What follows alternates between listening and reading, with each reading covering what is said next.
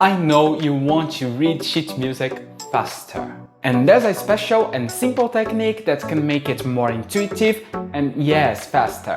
Let's set you free from translating notes, which, by the way, might slow down your progress. Today we're going to talk about intervallic reading. You heard of this term before here on the channel. But what exactly is intervallic reading?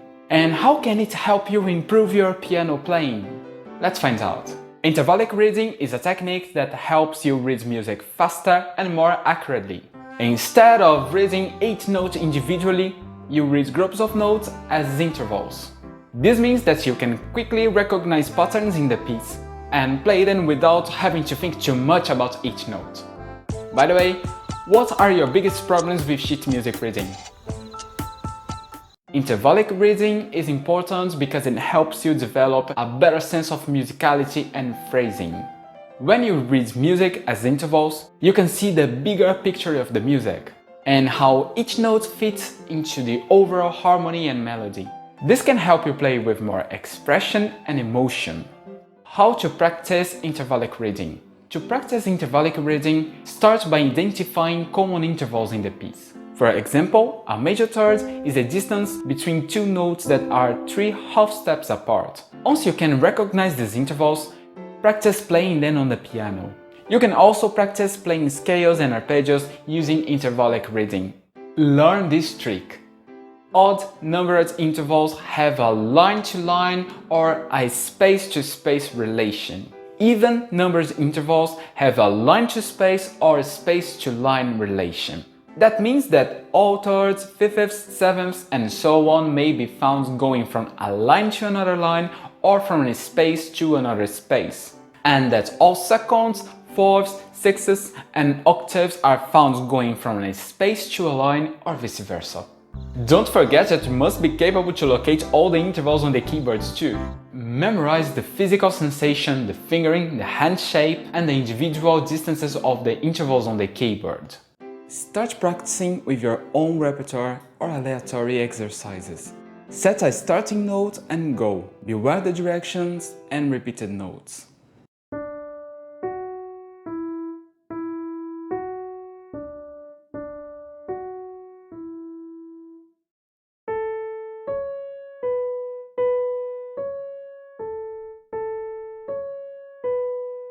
Like that, you will be able to read in any clef, including C clef.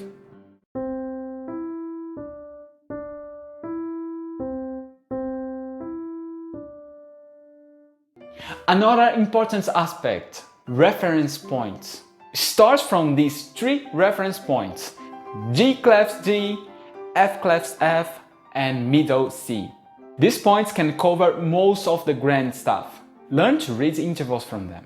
As the repertoire asks you to distance from the center, you could also use a few other reference points. So try this.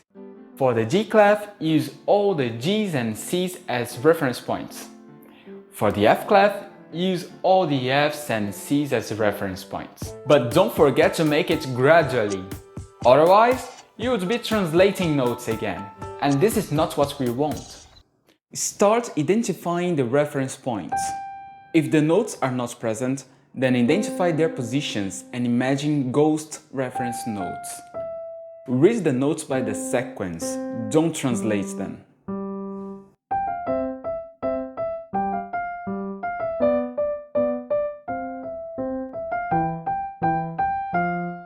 And finally, intervallic reading is a queen of ledger lines. Who loves ledger lines?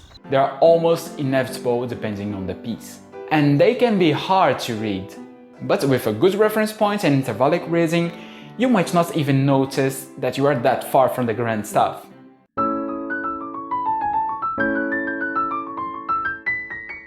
Look at this example. We have 2 G clefs.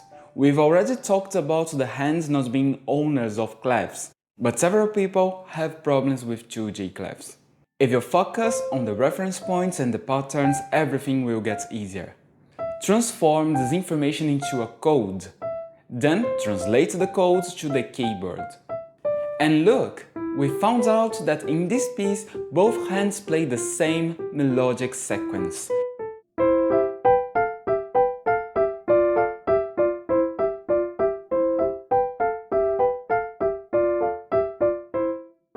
So there you have it! Intervallic reading is a powerful technique that can help you improve your piano playing. By reading music as intervals, you can play with more accuracy, musicality and expression.